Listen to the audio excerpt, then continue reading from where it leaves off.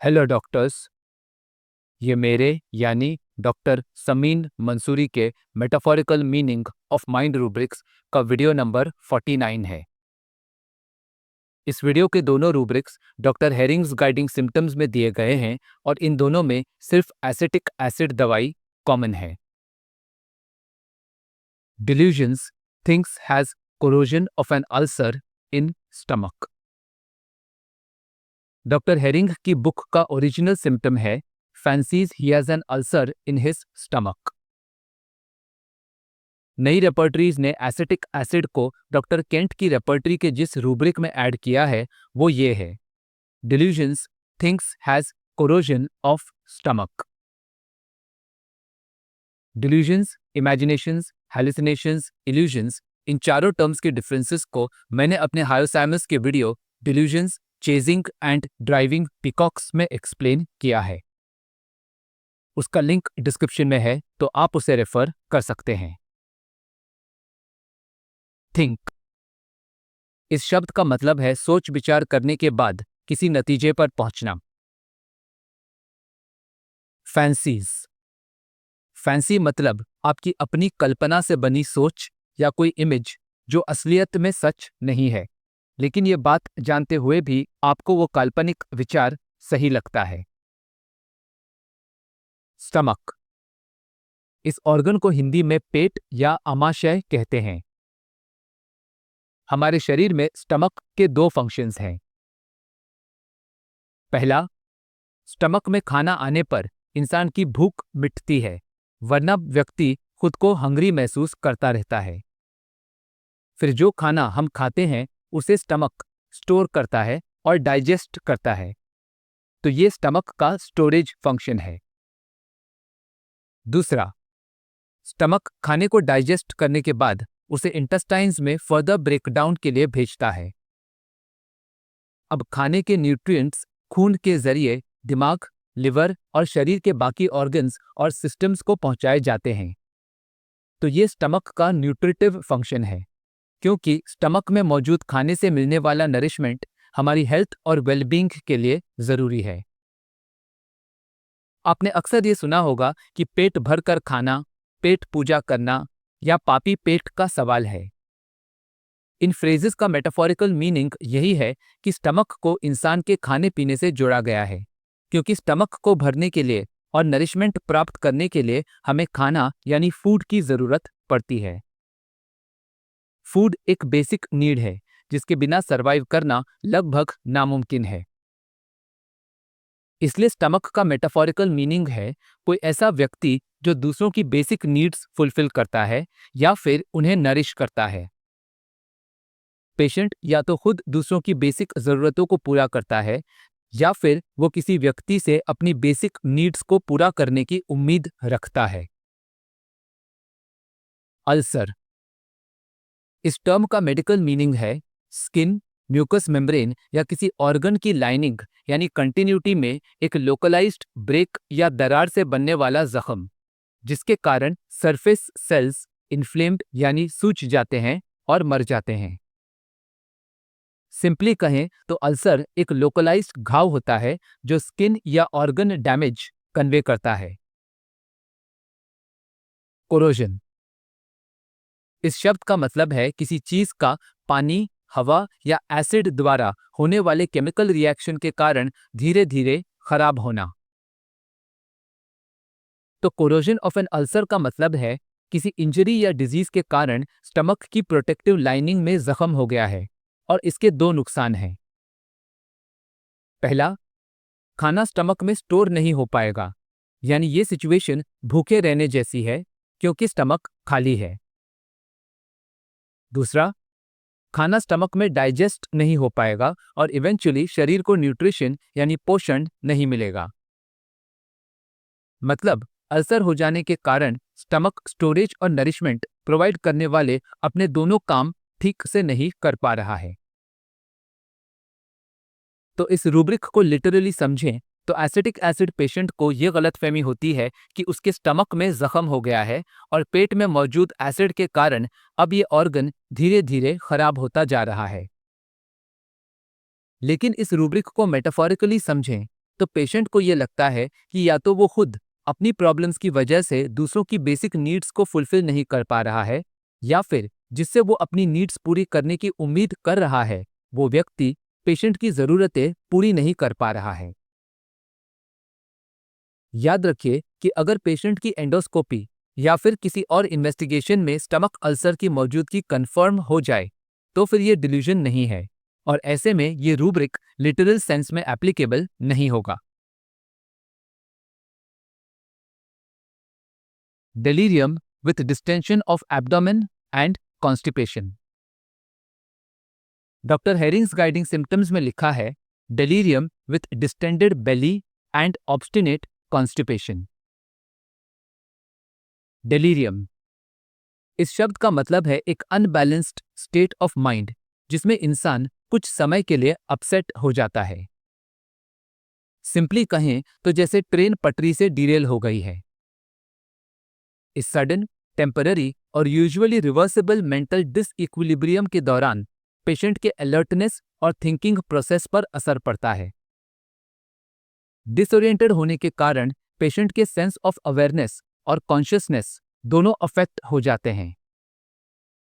इसलिए ये पेशेंट किसी बात पर फोकस नहीं कर पाता है और अपने सराउंडिंग्स को पहचान नहीं पाता है। खुद को ठीक से एक्सप्रेस नहीं कर पाने के कारण पेशेंट अक्सर बहकी बहकी बातें करता है, जिसे सुनकर लोग उसे पागल समझते हैं। डेलीरियस पेशेंट में टेम्पररी कंफ्यूजन के अलावा हाइपर एक्टिविटी या हाइपो एक्टिविटी वाले सिम्टम्स भी दिखाई दे सकते हैं। डिस्टेंशन ऑफ एब्डोमेन इस टर्म का मतलब है सॉलिड, लिक्विड या गैस से भर जाने वाले इंटरनल प्रेशर के कारण एब्डोमेन का अपनी ओरिजिनल या नॉर्मल एक्सटेंट से बढ़कर बाहरी तरफ फूला हुआ नजर आना। ये विजिबल फैलाव किसी ट्यूमर या ऑर्गन के एनलार्जमेंट की वजह से भी हो सकता है, जिसे पेशेंट सब्जेक्टिवली महसूस करता है और डॉक्टर्स ऑब्जेक्टिवली पैल्पेशन के जरिए कंफर्म कर पाते हैं। कॉन्स्टिपेशन इस शब्द को जानने से पहले हम नॉर्मल बाउल मूवमेंट को समझते हैं। एक हेल्दी इंसान को संडास पास करने की अर्ज महसूस होती है, और जब वो टॉयलेट जाता है तब स्टूल्स आसानी से और स्मूथली निकल आते हैं। मतलब पेशेंट को फीसेस निकालने के लिए कोई खास मेहनत या प्रेशर लगाने की जरूरत नहीं पड़ती है। इसलिए स्टूल्स पास करने के बाद पेशेंट अच्छा और रिलैक्स्ड महसूस करता है। रेगुलर और इजी बाउल मूवमेंट्स का मतलब है कि पेशेंट हेल्दी है और उसे टॉयलेट में यूजुअली कम समय लगता है। लेकिन कॉन्स्टिपेशन एक ऐसी मेडिकल कंडीशन है जिसके दो मीनिंग्स हैं। पहला, पेशेंट को संडास पास करने की अर्ज ही महसूस नहीं होती है और इसलिए वो स्टूल्स एक्सक्रीट नहीं करता है। मतलब जो waste matter time to time evacuate करना जरूरी होता है, उसे पेशेंट अपने अंदर ही रिटेन कर रहा है। दूसरा, पेशेंट को संडास पास करने की अर्ज महसूस होती है, लेकिन स्टूल्स बहुत हार्ड और ड्राई होने के कारण बाउल मूवमेंट स्लो हो जाता है। इसलिए ऐसे फीसेस को एक्सक्रीट करने में पेशेंट को बहुत जोर लगाना पड़ता है, जिसके कारण पेशेंट को टॉयलेट में ज्यादा समय लगता है और अक्सर स्टूल्स पास करने के बाद भी पेशेंट को सेटिस्फैक्शन महसूस नहीं होता है।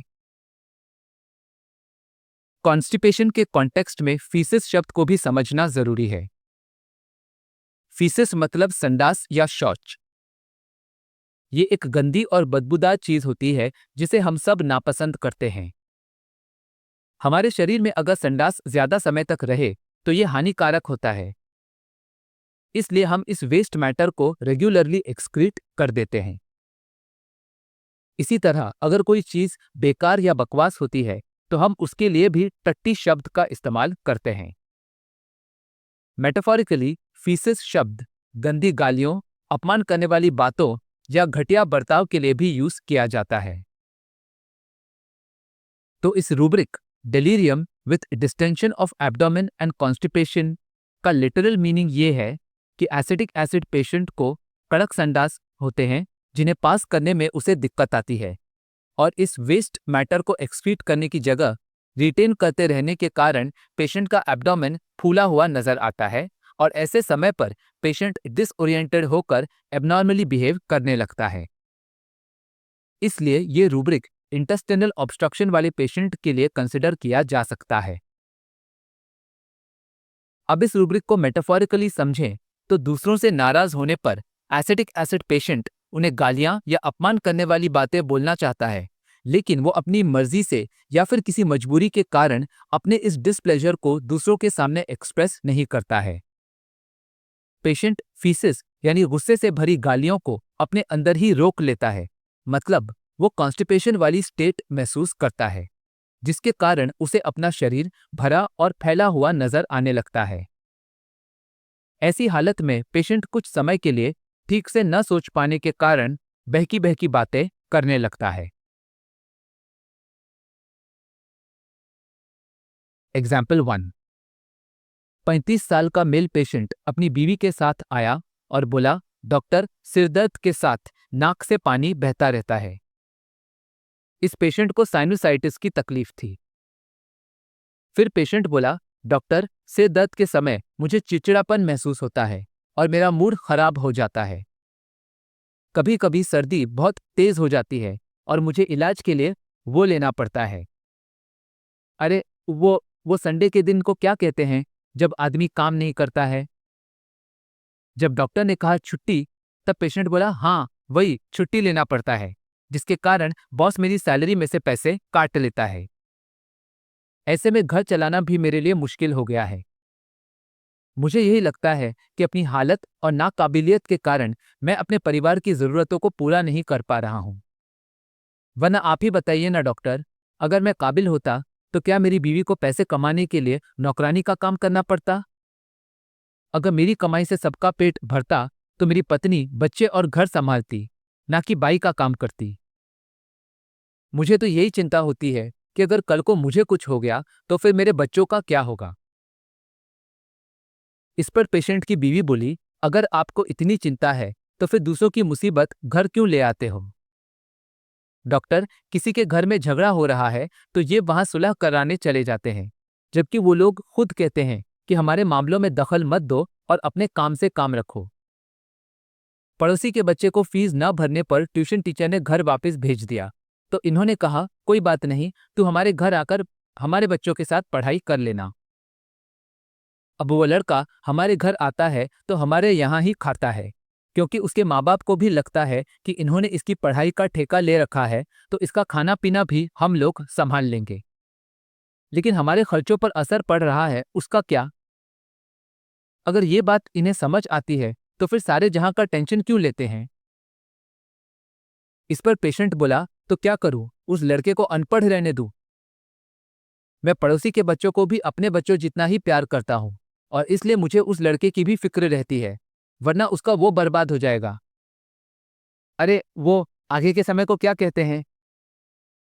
जब पेशेंट की बीवी बोली भविष्य, तब पेशेंट बोला, हाँ वही तो, उस लड़के का भविष्य खराब हो जाएगा। फिर पेशेंट बोला, डॉक्टर, ये सिर दर्द के समय सिर भारी लगता है, जैसे वो पीने के बाद होता है ना। अरे, वो क्या चीज है जिसे पीना अच्छा नहीं माना जाता है? अरे, वो है ना जिससे लिवर सड़ जाता है। जब डॉक्टर ने कहा शराब, तब पेशेंट बोला, हाँ वही शराब। तो सिर वजनी लगता है, जैसे शराब पीने के बाद महसूस होता है ना, वैसा। हालांकि मैं शराब नहीं पीता हूं, लेकिन गांव में एक बार कड़क संडास होने पर मुझे वैद्य जी ने अफीम की गोली दिन में एक बार लेने के लिए दी थी।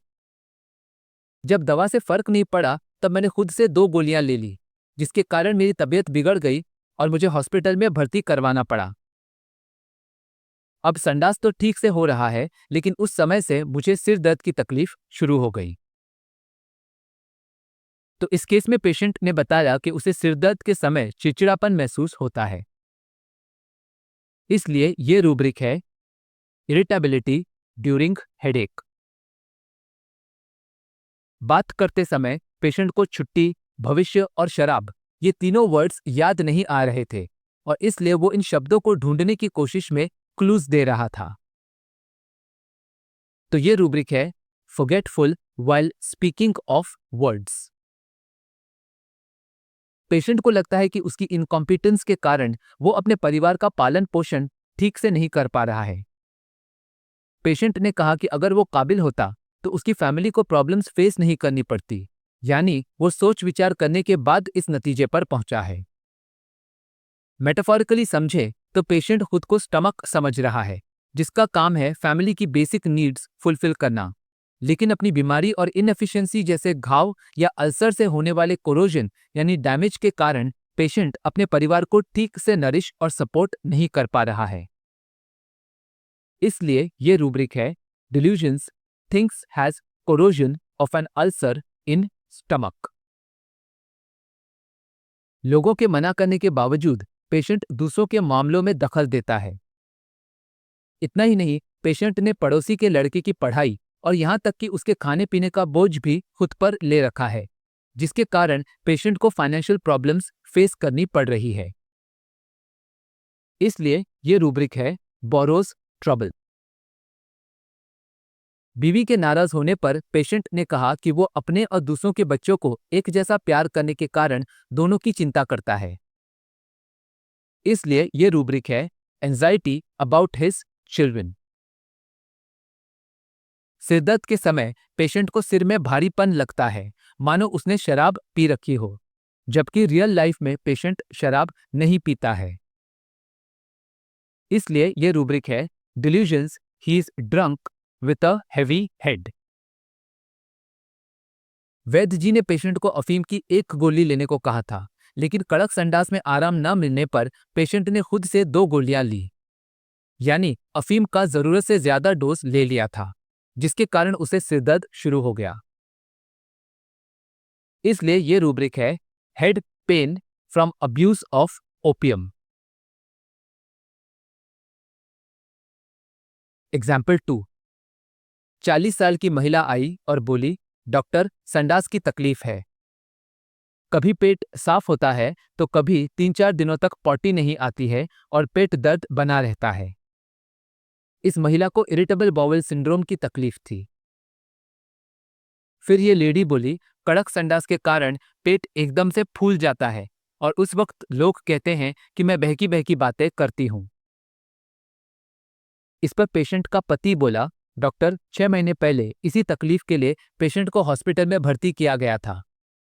उस समय वो बार बार यही कह रही थी कि मुझे यहाँ क्यों लाए हो, तुम लोग कौन हो, मैं तुम्हें नहीं पहचानती हूँ, मेरे परिवार वालों को बुलाओ, मेरे बगैर उनका क्या हाल हुआ होगा ये तो रब ही जाने, तुम सब लोग मुझसे दूर रहो, कोई मेरे करीब मत आओ। डॉक्टर, मैं उसका पति हूं, तो भी वो डर के मारे मुझे खुद से दूर करने की कोशिश कर रही थी। इतना ही नहीं, वो अपनी सगी माँ को भी पहचान नहीं पा रही थी और उन्हें भी अपने करीब आने नहीं दे रही थी। फिर डॉक्टर ने संडास की जगह को चेक किया, जिसके बाद इसे पॉटी होने पर पेट की सूजन कम हुई और ये होश में आई। ये सुनकर पेशेंट बोली, डॉक्टर उस वक्त मुझे क्या हुआ था और मैंने क्या कहा था, मुझे कुछ याद नहीं है। जब पेशेंट को पूछा गया कि वो इस तकलीफ में घर को कैसे संभालती हैं, तो इस पर पेशेंट बोली, हाँ डॉक्टर, दिक्कत होती है लेकिन मैनेज हो जाता है, घर में सब ठीक है। इस पर पेशेंट के पति ने कहा, डॉक्टर घर में प्रॉब्लम्स हैं, जिसे सुनकर पेशेंट तुरंत बोली, नहीं नहीं कुछ नहीं है, आप डॉक्टर को कुछ मत बोलो। इस पर पेशेंट का पति उसे बोला, यहाँ आए हैं तो सब ठीक से बता दो। फिर पेशेंट का पति बोला, डॉक्टर दरअसल मेरे और मेरे बड़े भाई के बीच पैसों को लेकर झगड़े होते रहते हैं, लेकिन मेरी बीवी इन बातों के बारे में किसी बाहर वाले को बताती नहीं है। वो यही कहती है कि घर के हालात ठीक हैं। इसे पूरे परिवार की फिक्र लगी रहती है और यदि हम इसे कहें कि इतना टेंशन लेने की जरूरत नहीं है तो ये बात इसे अच्छी नहीं लगती है। फिर डॉक्टर ने पेशेंट को समझाया कि प्रॉब्लम्स को ठीक से ना बताने पर सही दवा देना मुश्किल हो जाएगा, और ये सुनकर पेशेंट फाइनली बोली, डॉक्टर मुझे मेरे घर वालों से बहुत शिकायतें हैं और कई बार तो उनके लिए बहुत गंदी गालियां और बद्दुआएं भी देने का मन करता है, लेकिन मैं कुछ बोलती नहीं बल्कि सब कुछ अपने अंदर ही रखती हूँ। अब ऐसे में मुझे मेरा शरीर भरा और फैला हुआ नजर आता है और मैं अजीब तरह से बर्ताव करने लगती हूँ। ये सुनकर पेशेंट का हस्बैंड चौंकते हुए बोला, अरे, हमने तुम्हारे साथ क्या बुरा सलूक किया है जो तुम हमें गालियां देना चाहती हो? इस पर पेशेंट बोली, अच्छा, तुम लोगों के लिए मैंने क्या नहीं किया? चाहती तो सारा दिन बिस्तर पर लेटी रह सकती थी, लेकिन मैंने खुद के आराम का नहीं सोचा। हमेशा मुझे पूरे परिवार की चिंता लगी रहती थी, इसलिए तुम लोगों के लिए सुबह उठ उठ कर नाश्ता बनाती थी, बच्चों को तैयार करती थी, घर की साफ सफाई करती थी। इन सब का क्या? इस पर पेशेंट का पति उसे बोला, लेकिन घर में खाना बनाने और साफ सफाई के लिए नौकर हैं, तो फिर इतनी तकलीफ उठाने के लिए किसने कहा था? ये सुनते ही पेशेंट दुखी होकर बोली, सुना डॉक्टर, इन्होंने क्या कहा? इनके लिए मैं खुद आगे आकर काम करती थी और कभी इस बात का घमंड या एहसान नहीं जताया। इनके लिए काम करते करते मैं अर्श से फर्श पर आ गई और आज खुद अपने रोज के कामों को करने में मुझे दिक्कत हो रही है। लेकिन इन्हें क्या? जिनके लिए इतना किया, उन्हीं बच्चों और बड़ों से ये सुनने को मिलता है कि मैंने इतना सब क्यों किया और क्यों मैं इनके पीछे पड़ी हूं। सच में ये लोग मेरे अपने नहीं हो सकते हैं। अगर अपने होते तो ऐसा कभी ना कहते। ये बोलते ही पेशेंट फूट फूट कर रोने लगी। जब पेशेंट से पूछा गया कि वो अपनी नाराजगी जाहिर क्यों नहीं करती है, तब इस पर वो बोली, आप किसकी बात कर रहे हो? आप कौन हो और मैं यहाँ क्या कर रही हूँ? मेरा पेट दर्द से फूला जा रहा है और टट्टी भी जाम हो गई है। तो क्या आप डॉक्टर हो? आप मेरा इलाज करने के लिए इंजेक्शन देने वाले हो? तो मेरे पास मत आओ। या फिर नहीं, आप डॉक्टर नहीं हो तो मुझे बस मेरे हाल पर छोड़ दो। मेरे पति को बुलाओ, मुझे उनसे बात करनी है। ये सुनकर पेशेंट का पति बोला, डॉक्टर देखिए, इसे फिर से दौरा पड़ गया। आज संडास नहीं हुआ तो ये फिर से बावली हो गई है। इस पर पेशेंट बोली, तुम कौन हो जो मुझे बावली कह रहे हो? यह सुनकर पेशेंट का पति बोला, वो सब जाने दो, तुम बस पेट के बल लेट जाओ। और ऐसा करने के कुछ ही देर में पेशेंट बोली, अब मेरा पेट दर्द कम लग रहा है और मुझे टॉयलेट जाना है। जिसके बाद पेशेंट का पति उसे बाथरूम ले गया। 10 मिनट बाद पेशेंट टॉयलेट से बाहर निकली और बोली, अब ठीक लग रहा है। अब पेशेंट से दोबारा पूछा गया कि वो अपनी नाराजगी जाहिर क्यों नहीं करती है, और इस पर वो बोली, डॉक्टर, मुझे लगता है कि कोई भी गंदी या बुरी बात बाहर नहीं आनी चाहिए। अब आप ही बताइए डॉक्टर, अपने साथ हुए ऐसे बुरे बर्ताव के बारे में किसी को बोलकर मुझे अच्छा लगेगा क्या? इसलिए मैं ये सारा दुख दर्द और परिवार वालों के प्रति सारी नाराजगी अपने अंदर ही रखती हूँ। तो इस केस में पेशेंट की 2 प्रॉब्लम्स हैं। पहला, इरिटेबल बाउल सिंड्रोम के कारण पेशेंट को 3-4 दिनों तक टॉयलेट नहीं होता है, उनका पेट फूल जाता है और वो डिसओरिएंटेड हो जाती हैं। फिर स्टूल्स पास करने पर पेशेंट के पेट की सूजन कम हो जाती है और वो नॉर्मली बिहेव करने लगती है। दूसरा, मेटाफोरिकली पेशेंट घर के झगड़े जैसे बुरे इवेंट्स और फैमिली के प्रति अपनी नाराजगी, बैड वर्ड्स और कर्सेस को अपने तक ही रखती है। जब इंसान नेगेटिव इमोशंस यानी फीसेस को एक्सप्रेस या एक्सक्रीट करने की बजाय अपने अंदर स्टोर करता रहता है, तो इस मेंटली कॉन्स्टिपेटेड स्टेट में वो खुद को भरा और फैला हुआ महसूस करता है। ऐसी हालत में ये लेडी कुछ समय के लिए प्लेस और पर्सन को लेकर अपना सेंस ऑफ ओरिएंटेशन खो देती है और एबनॉर्मली बिहेव करने लगती है। इसलिए पेशेंट के इन दोनों प्रॉब्लम्स का कॉमन रूब्रिक है delirium with distension of abdomen and constipation। Delirium वाली स्टेट में पेशेंट अपने परिवार वालों को पहचान नहीं पाती है, लेकिन नॉर्मल स्टेट में भी पेशेंट को यही लगता है कि उसका पति और बच्चे उसके अपने नहीं हैं, क्योंकि उन्होंने उसे इमोशनली हर्ट किया है। यानी पेशेंट डेलीरियस और नॉन डेलीरियस दोनों स्टेट्स में रिश्तेदारों को अपना नहीं मानती है। इसलिए ये रूब्रिक है, recognizing does not recognize anyone, his relatives। डर के मारे पेशेंट किसी को भी अपने पास आने से रोकती है। इसलिए ये रूब्रिक है, fear of others approaching him। Abnormal और नॉर्मल स्टेट्स में अपने रिलेटिव्स को न पहचान पाने के बावजूद पेशेंट को अपनी फैमिली की चिंता सताती है। इसलिए ये रूब्रिक है anxiety about his family. Patient ने बताया कि वो आराम से रिलैक्स करने की जगह खुद से अपने परिवार के लिए काम करती थी और अब उसकी हालत इतनी खराब हो गई है कि खुद के डेली कामों को करने में भी उसे ज्यादा एफर्ट्स और समय लग रहा है। तो ये रूब्रिक है jumping out of bed and crawls on floor.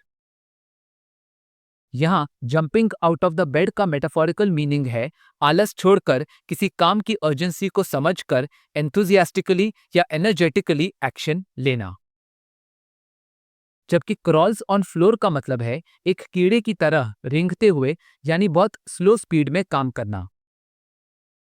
ऐसा व्यक्ति लो एनर्जी के कारण अपने काम को आसानी से नहीं बल्कि स्ट्रगल के साथ और ज्यादा वक्त लगाकर पूरा कर पाता है। अपने परिवार के अनग्रेटफुल बिहेवियर की शिकायत करते करते पेशेंट रो पड़ी।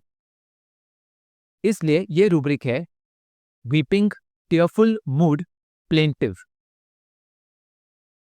प्लेंटिव ये शब्द व्यक्ति की बात में विनती, दुख और हताश यानी डेस्परेट टोन को कन्वे करता है। दर्द के समय जब पेशेंट को पेट के बल लेटाया गया तब उनका एब्डोमिनल पेन कम हो गया और उन्हें टॉयलेट जाने की अर्ज महसूस हुई।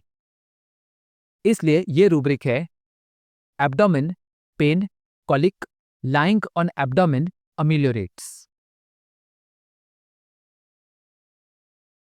सो to summarise, acetic acid patient अपने फैमिली को बहुत प्यार करती है और इसलिए उसे हमेशा अपने परिवार वालों की चिंता लगी रहती है। इसी तरह पेशेंट का ध्यान अपने हर दिन के कामों को निपटाने में लगा रहता है। लेकिन बच्चे के जन्म के बाद उसकी देखभाल करते समय पेशेंट को खून की कमी और कमजोरी महसूस होने लगती है। इसी तरह कोई भी शारीरिक या मानसिक चोट भी पेशेंट को मेंटली थका देती है।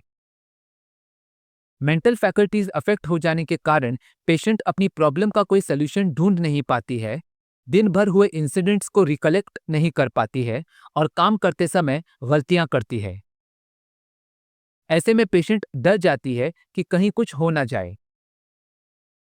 परिवार द्वारा दिए गए दुख और सदमे से पेशेंट गहरी सांसें लेती रहती है और दर्द के कारण यदि वो हिस्टेरिकल हो जाए तो फिर पेशेंट चीखती है या फिर जमीन पर लोटती है। फाइनली पेशेंट हर चीज की परवाह करना बंद कर देती है और अब वो यही चाहती है कि कोई दूसरा व्यक्ति उसे डिजीज स्टेट से हेल्थ तक पहुंचा दे। Love for family, cares full of about his business, complaints after purpurium, prolonged nursing with anemia, debility, prostration of mind from injuries, ideas deficiency of, memory weakness of for occurrences of the day,